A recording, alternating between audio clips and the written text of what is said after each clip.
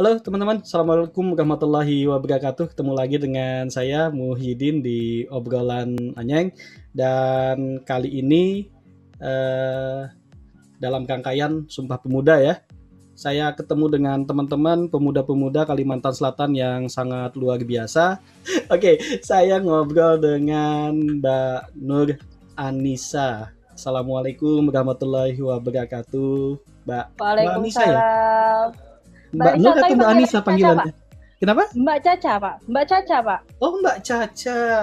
Ya, Caca, Pak panggilannya. Oh, gitu. Kalau kalau Caca saya Mbak ingat Nur, dengan Trio Macan nanti. saya yang keempatnya, Pak. Tapi bukan macan, kucing aja, Pak. Oh, jadi panggilannya Mbak Caca gitu ya. Iya, Pak. Oke. Mbak Caca, Pak. Mbak Caca ini satu dari sekian banyak pemuda pelopor Kalimantan Selatan dari Kabupaten Barito, Koala. Barito Kuala ya. Barito Kuala dengan bidang kepeloporan pangan ya. Ya, Pak. Betul. Bidang pangan, Pak. Apa kemarin yang diusulkan waktu itu?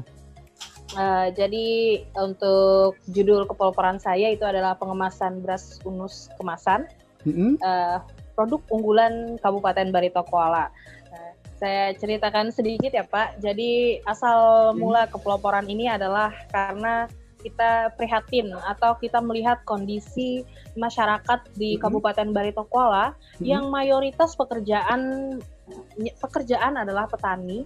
Namun setelah panen tiba, biasanya petani itu menjual gabah atau padi langsung kepada para tengkulak sehingga harga jual itu sangat murah. Nah, latar belakang mereka menjual itu kepada tengkulak adalah berbagai macam.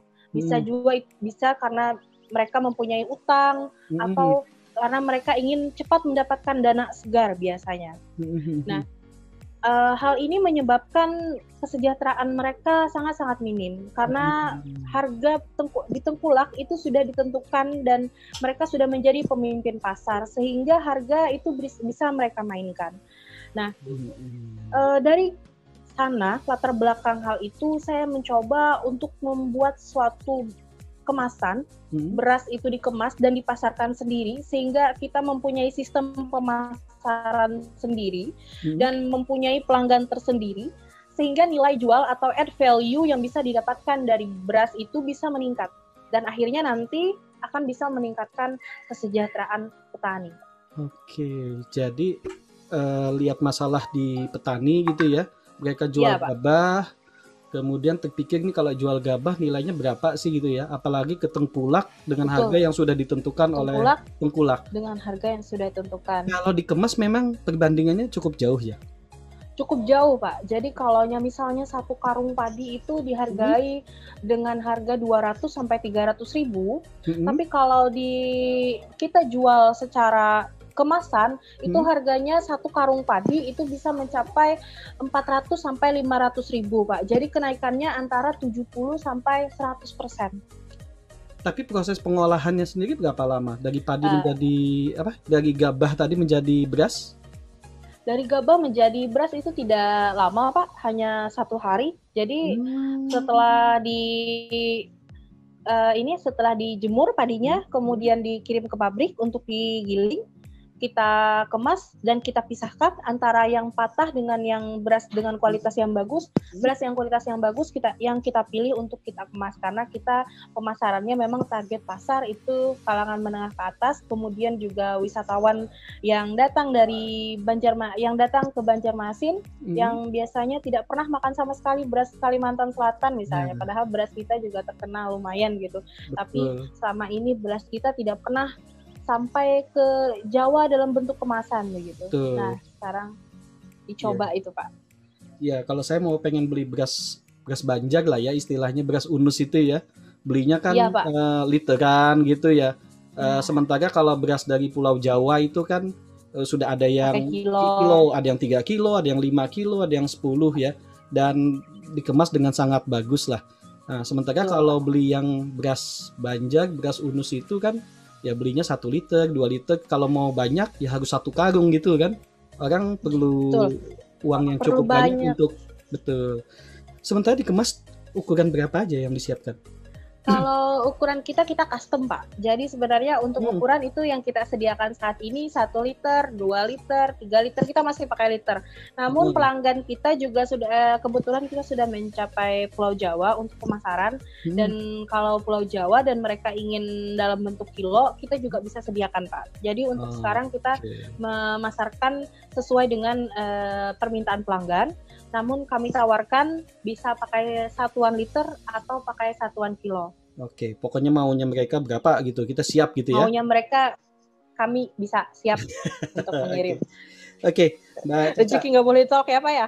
Iya, tapi kan gini ya, tentu bukan hal mudah ya mendekati atau mengedukasi teman-teman petani untuk mau mengganti, kalau kan tadi sudah dikatakan juga kan, kalau dengan jual gabah ke tengkulak kan bisa dapat uangnya cepat gitu. Kalau kita jual kemasan kan perlu ada waktu, habis itu mereka juga harus mengemas segala macam. Itu tantangannya gimana waktu melakukan pendekatan kepada teman-teman petani? Kebetulan ayah dan ibu adalah petani. Oke. Kebetulan ayah dan ibu awalnya saya cikal bakalnya karena melihat sendiri keadaan ayah dan ibu, Pak. Jadi ayah dan ibu itu kalau habis panen, ini habis juga karena langsung dijual untuk bayar utang atau untuk bayar utang selama proses. Panennya cukup panjang ya waktunya ya. Ya, panennya kalau beras Jawa itu kan 3 bulan sudah panen. Kalau beras Banjar itu 7 bulan baru panen, Pak. Tanam April, Agustus baru tanam, Maret, Agustus, September baru panen gitu. Nah, dari situ saya mulai pendekatannya kepada orang tua terlebih dahulu. Saya dekati orang tua, saya bilang ya sudah, saya saja yang beli padi pian, padi ibu dan ayah saya saja yang beli. Nanti uangnya saya ganti, tapi temani saya ngemas. Karena ibu yang bisa untuk mensortir dan segala macam, tolong temani saya gitu kan. Akhirnya ibu setelah 1 tahun merasakan sekali perbedaannya, merasakan sekali bagaimana beras itu dijual dalam bentuk gabah dengan dijual dalam bentuk kemasan. Dari situ ibu mulai mau gitu ya, mulai terbuka dengan kita. Nah kemudian setelah ibu, kemudian tetangga dan kami sudah membentuk satu kelompok tani, kelompok tani Mayang Maurai. Jadi untuk saat ini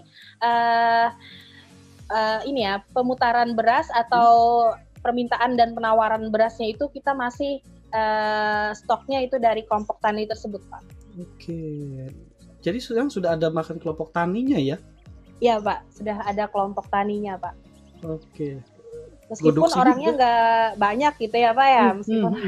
Tapi kalau sudah ada komunitas lah istilahnya ya, itu sudah sangat luar biasa dan mau mengubah ya, mengganti kalau tadinya menyimpan menjual gabah dan sudah mulai mau ini kan sesuatu yang sangat luar biasa.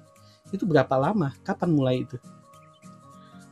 Sebenarnya sudah mulai sejak saya kuliah, jadi mulai dari 2016. Jadi latar belakangnya itu setelah saya melihat dari orang tua, waktu itu belum mulai Pak. Setelah saya melihat dari orang tua, keadaan orang tua, kemudian ada waktu itu lomba foto dan ide bisnis dari kementerian, waktu itu masih Kementerian Riset dan Pendidikan Tinggi.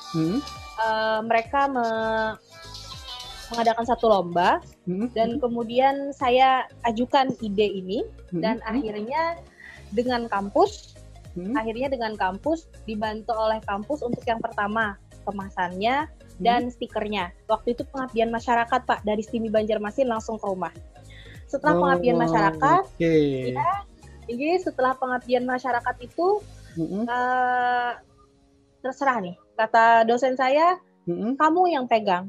Maju atau tidaknya bisnis adalah kamu sendiri yang akan merasakannya gitu ya. Maju atau tidaknya bisnis itu karena kamu yang punya, maka kamu yang bisa mengembangkan. Betul. Nah waktu itu setelah itu dalam waktu kurun berapa tahun ini mungkin kita belum terlalu besar juga ya Pak, karena kita kelompok taninya pun masih kecil dengan omset sekitar 2 sampai 3 juta per bulan.